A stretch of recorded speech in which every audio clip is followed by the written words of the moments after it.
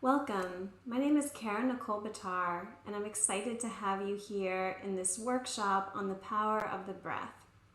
I hold a JD from Duke University School of Law, and I practiced high-stakes corporate litigation at one of the largest law firms in the Southeast. I understand the challenges that we face in this high-pressure, fast-paced experience. And I now help people so that they can live lives of success and abundance and also be energized and excited by life as opposed to overwhelmed and stressed out by it. And I do this through optimization programs, coaching, and through teaching Kundalini Yoga. And today I'm going to be talking about the power of your breath. So we can go for about 3 weeks without food.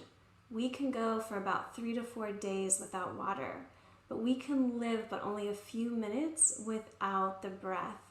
The breath is critically important to our health, to our mental clarity, and to our well-being. But more than that, it's like our superpower. So some of the things that we can use the breath for, we can use it to give us mental clarity, to energize ourselves, to detoxify us physically and emotionally, to boost the immune system, to change our blood chemistry, to reduce inflammation in the body, to help overcome addictions, to control and direct the mind, to control and direct the emotions, to bring calm and relaxation, and even to target viruses and bacteria. So even though we can do all of these things with the breath, it's estimated that 1/3 of people don't even breathe well enough to sustain normal health. And so generally speaking, people don't have the health they want, the energy they want, the mental clarity they want, the emotional stability they want. And we're doing all these things and we're spending all this money and we have all this fear about sickness and disease and not being healthy. And the breath is right there. And the individual who brought Kundalini Yoga to the West, he said, that is the best vitamin. That is the best health capsule you can ever take, your own breath of life. So the breath is our superpower, but we have to understand how to use it. And the first step in this is understanding how to breathe correctly, understanding how to breathe in the way that our body was intended to breathe. And then the second step is utilizing the breath to go beyond maintaining just normal functioning. And Kundalini Yoga teaches us how to do both of these. And so if you're not familiar with Kundalini Yoga, it's a technology that pulls on thousands of years of yogic science. And it uses postures and poses. It also uses sound currents and breathing techniques. It uses hand positions, eye positions, meditation, and relaxation. And in doing so, what it does is it works all levels of one's beingness. So we're complex and dynamic beings, and there's an efficiency and an effectiveness to Kundalini Yoga because it's working on all parts of us. So it's working on the physical body, and in addition to working things like muscles or flexibility, what it's doing is it's working on critical systems of the body to balance them and to bring strength to them, such as the nervous system, the circulatory system, the endocrine system, the immune system. It's also working on the mind, so it helps us to have clarity of mind, and it also helps us to consciously control and direct the mind. Additionally, it works on the emotions. So a lot of people are holding like these suppressed old emotions, and what it does is it helps detoxify those from you. And what it also does is it helps you to have the strength and the stamina to handle your current emotions and the tools with which to do so. And in addition to all of this, it works on an energetic level as well. So looking at the chakra system, the electromagnetic field or the aura, and also the other energetic bodies. And I never planned on teaching Kundalini Yoga. I didn't even know what it was. And once I found it though, it transformed my life. And this is why I now teach it.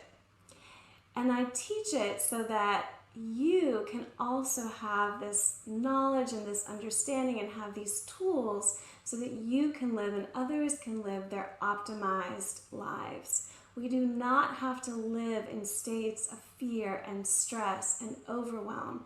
We can have a very different experience, but it takes an understanding of ourselves, of our bodies, and how we function, and then the tools with which to do it. So, as I said, Kundalini Yoga teaches us how to breathe correctly, to breathe in the way that our bodies intended. And then Kundalini Yoga goes beyond that, and it teaches numerous different breathing techniques to harness the power of the breath. And many of these techniques can be done in as little as 3 minutes. So when you breathe in, oxygen enters into the lungs, it diffuses into the blood, it's taken to the heart, and it's pumped into the cells. And this oxygen allows the body to obtain the energy that it needs to sustain itself and its activities. And at the same time, carbon dioxide waste is diffused into the blood, and then it diffuses from the blood into the lungs and is expelled as we breathe out. And so we need to both take in oxygen and expel carbon dioxide waste. So breathing in and breathing out are both critical. And in the yogic sciences and in the yogic tradition, another thing happens when you breathe. So when you breathe in, you take in prana. So prana is life force energy. We're regularly taught that we cannot live without oxygen, but we also cannot live without prana, which is the vital force energy that energizes the mind, the body, and the consciousness. And when we breathe out in the yogic tradition and in the yogic sciences, we're breathing out what's called apana. So this is an eliminative energy. So we take in life force energy, we take in what we need, and then we let go of what we don't need so that we have this balance happening in our bodies. So the first step, like I said before, is correct breathing. And so when you breathe correctly, what happens is when you take an inhale, the abdomen expands. And what happens when the abdomen expands is the diaphragm, which is in here, it moves down. And when the diaphragm moves down, then the lungs have space to expand and take in all that oxygen. And then when you exhale, the abdomen contracts, the diaphragm moves up, and it helps expel that carbon dioxide out of the lungs. And so what some people do is they do what's called paradoxal breathing, which is what happens is they bring the abdomen in on the inhale, which makes less space for the lungs rather than more. And another thing that people do is shallow breathing, meaning they're expanding this chest area only. They're not expanding the abdomen, really taking all that oxygen in the lungs and making space for it. And so if you're doing either of these, what's happening is you're not getting enough oxygen, you're not eliminating enough carbon dioxide, and additionally, you're not sufficiently activating pulmonary neuropeptides, you're not giving the heart the support that it needs, you're not adequately programming the autonomic nervous system to operate in the healing parasympathetic mode. And this type of breathing also causes asthma, congestive lung disorders, cardiovascular disorders, mood disorders, immune deficiency, liver, and digestive problems. And in addition to that, breathing in this way, breathing in the way that's like the way we're not intended to breathe that way, not really taking advantage of how we're intended to breathe, The other thing that's happening is you're not taking in the prana you could be taking in, you're not taking in that life force energy you could be taking in, and you're not letting go of apana, so letting go of those things that no longer serve you. And so when that's happening, you're operating at a significant deficiency. Now, the second step that I talked about is then using the breath to go beyond giving us oxygen and prana to survive. We are here to do more than survive. We are here to thrive. And we are powerful. We're not simply victims to this disease or to our emotions. We hold within us great power, and we need to understand how to utilize it. And so to exercise this power, we want to consciously breathe. We want to consciously control and direct the breath. So breathing is something that you can do entirely unconsciously. We want to take that, we want to make it conscious and harness the power of the breath. So for this next segment, I'm going to go through a couple pranayams. And so pranayama is the science of breathing consciously. And pranayams are these different breathing techniques and exercises. And during these exercises, I'm going to be playing some mantras or some sound currents that are used in Kundalini Yoga. And the sound currents each carry distinct benefits, and I'm not going to get into the science of sound in this workshop, but just allow yourself to listen and absorb these sound currents while you're doing the breathing exercises. Now, these breathing techniques, they're powerful. And so if you have any sort of health condition or other issues, just listen for today and consult with your doctor before trying any of these. So what I want to start with is what is called long, deep breathing. So I'm going to move back just a little bit here. And if you can just sit up nice and tall.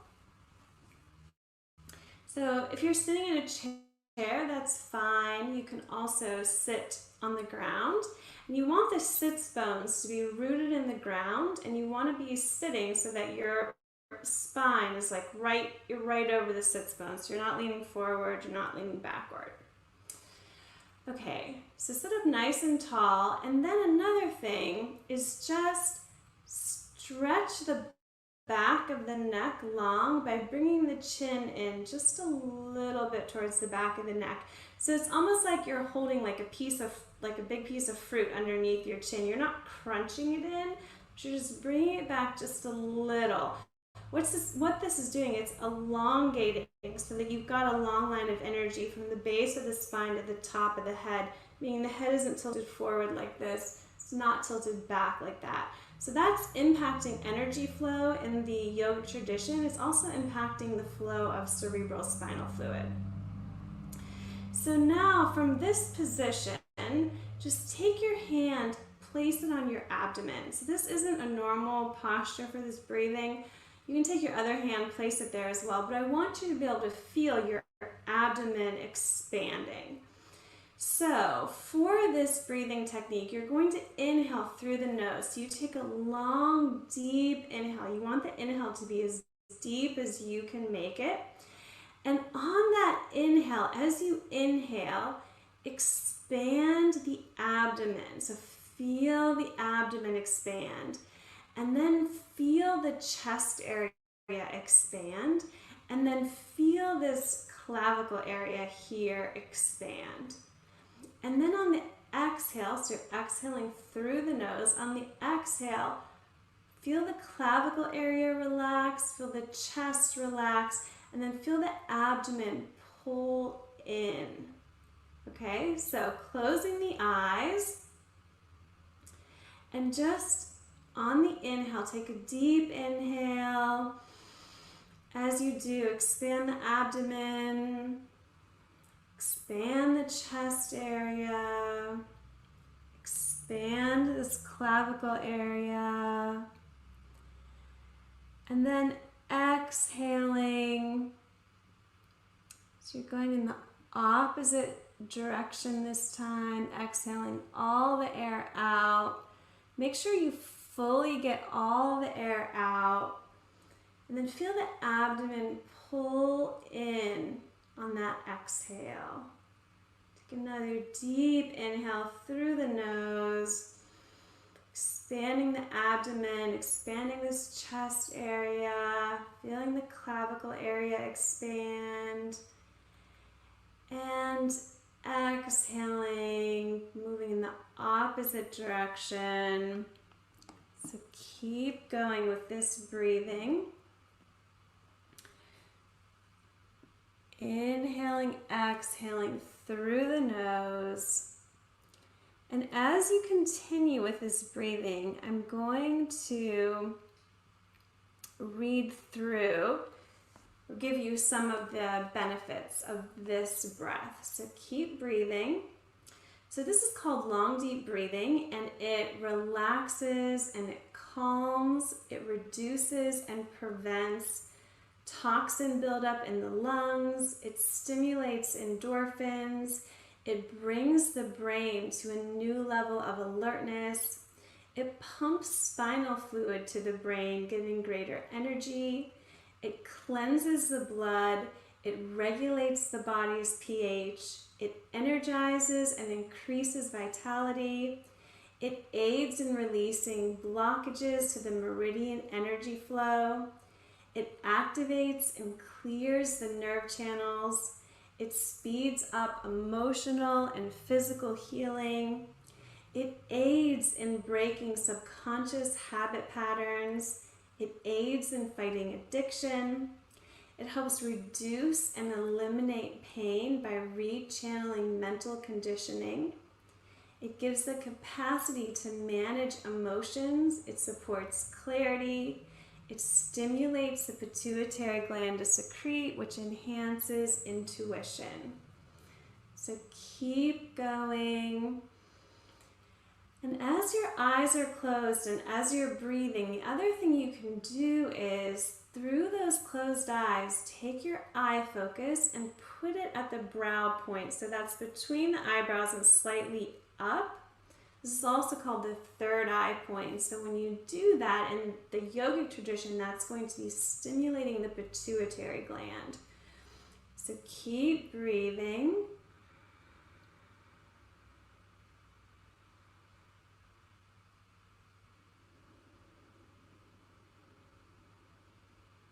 Just focus on the flow of the breath.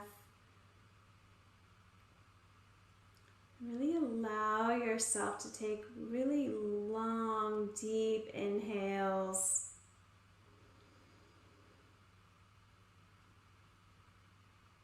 Really exhaling all the air out.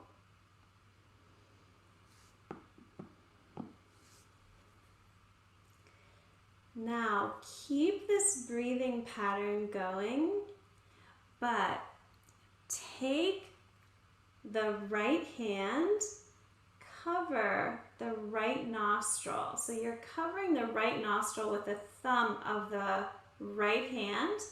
Fingers are pointed up. Now from here, you're going to continue the same breathing pattern, but only through the left nostril. So keep going. So this is called left nostril breathing. And what it's doing is it's activating the parasympathetic nervous system. So this is promoting relaxation.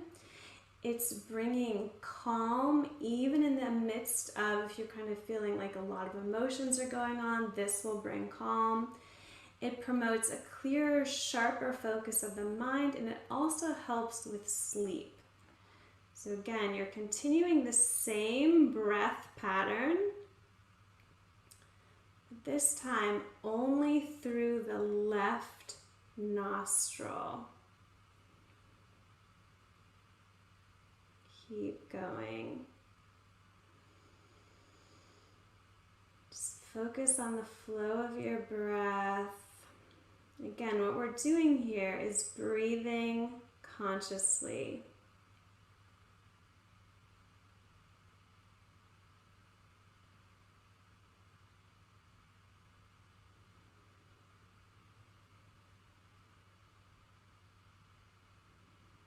And when thoughts come, just bring your attention back to the breath.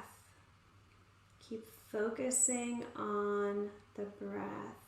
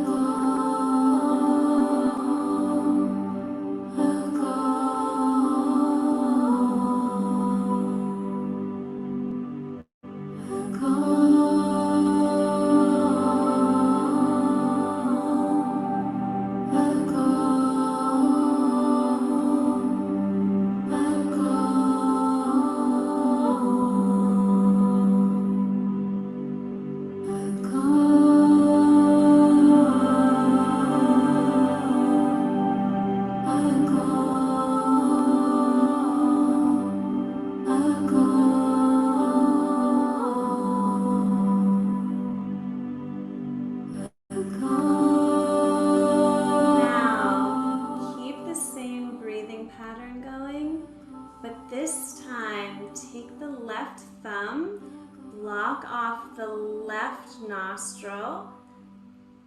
Bring the hand down that you have on the right nostril. So now you're breathing only through the right nostril. So this is called right nostril breathing. And this type of breathing, this is an energizing type of breathing. So where we did the left nostril, it was calming. When you do it through the right nostril, it's energizing. And each nostril is connected to the opposite hemisphere of the brain. So now breathe only through the right nostril. Same breath pattern is going, but through the right nostril. Remember, as you inhale, that abdomen should be expanding, and then the chest expands, and then the clavicle area expands. And then everything relaxes and the abdomen pulls in on the exhale. Keep going.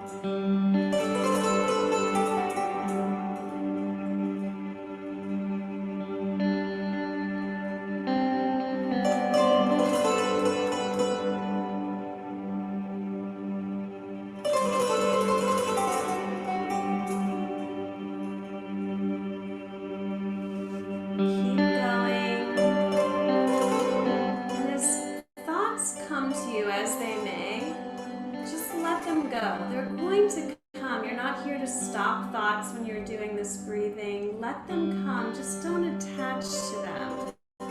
Just kind of let them go. Bring your attention back to the breath.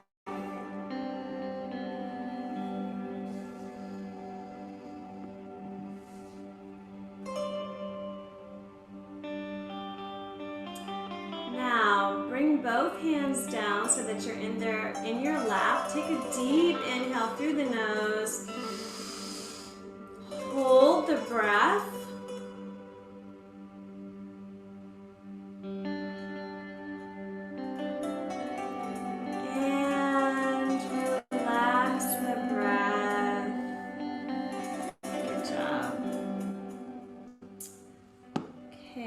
So that gave you a taste of some long, deep breathing, also right nostril breathing and left nostril breathing.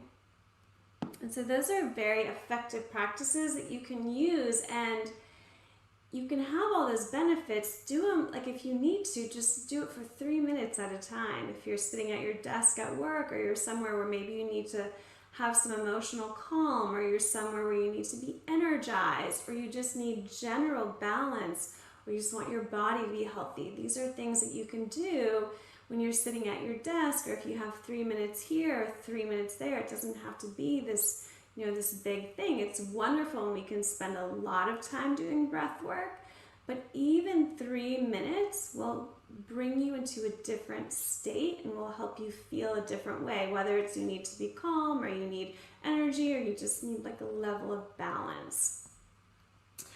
Okay, so the final breathing technique that I want to give to you today is called breath of fire.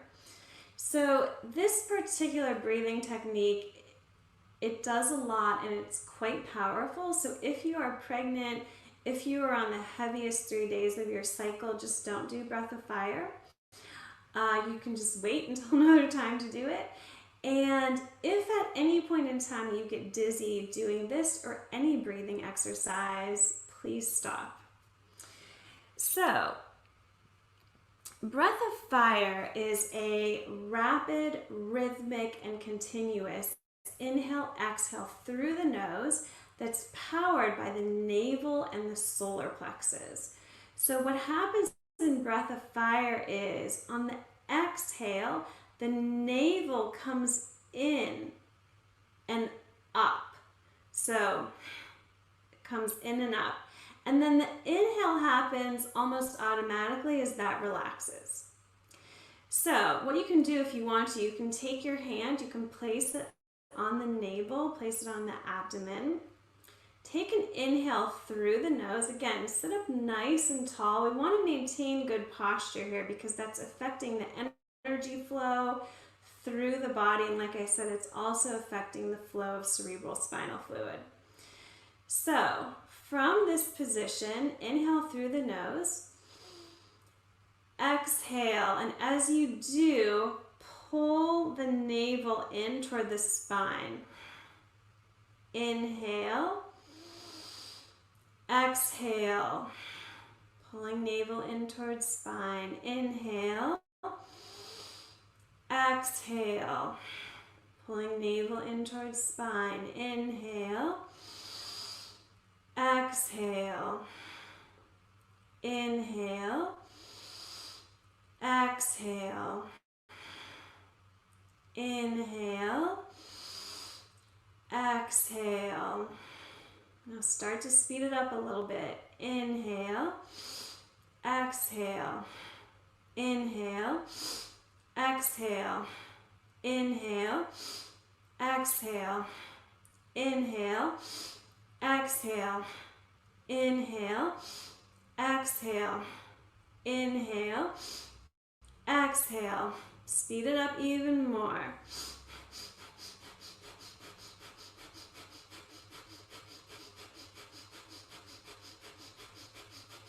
So this is a fast breath. This is a rapid breath. So get it to a pace where it's rapid.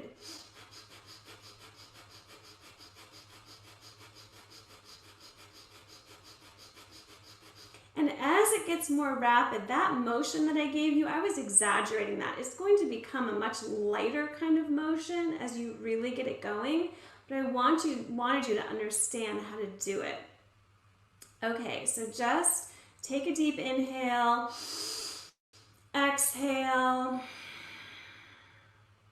Okay, so now let's try to do breath of fire without starting slowly. So what you can do, a shortcut to breath of fire is, if you kind of need a shortcut, can't kind of remember how to do it, you can stick out your tongue, you can pant like a dog, and then bring your tongue back in your mouth, and that will get the breath of fire going for you. Keep the same breathing pattern, just with the tongue in the mouth, okay? So take the tip of the thumb, touch it to the tip of the index finger. This is called Gyan Mudra. Place those on the knees, sit up nice and tall. Close the eyes. Focus at the third eye point. That's between the eyebrows and slightly up. So when we do these exercises, we bring in more benefit even than just the breath. Because when we do this eye focus, we're stimulating the pituitary gland. When we do this mudra, we're also stimulating certain parts of our body and also emotional states. So close the eyes, focus third eye point, and begin breath of fire.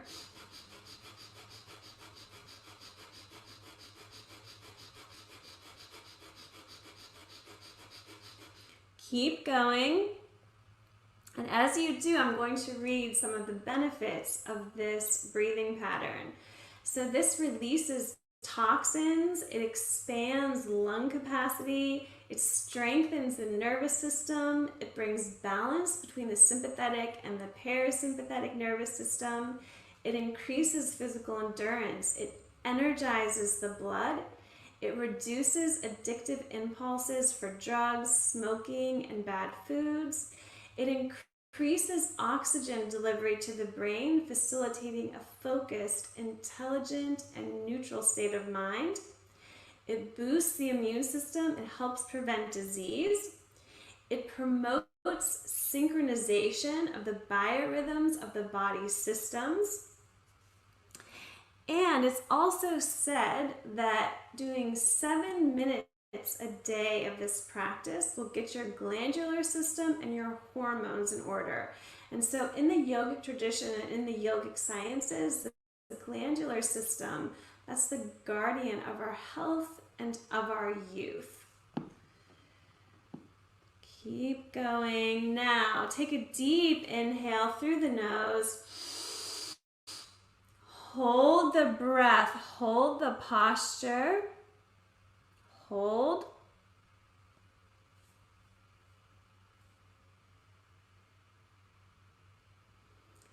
And exhale, relax the breath, relax the posture. And just take a moment just to notice how you feel. And feel the movement that those breathing techniques created in your body.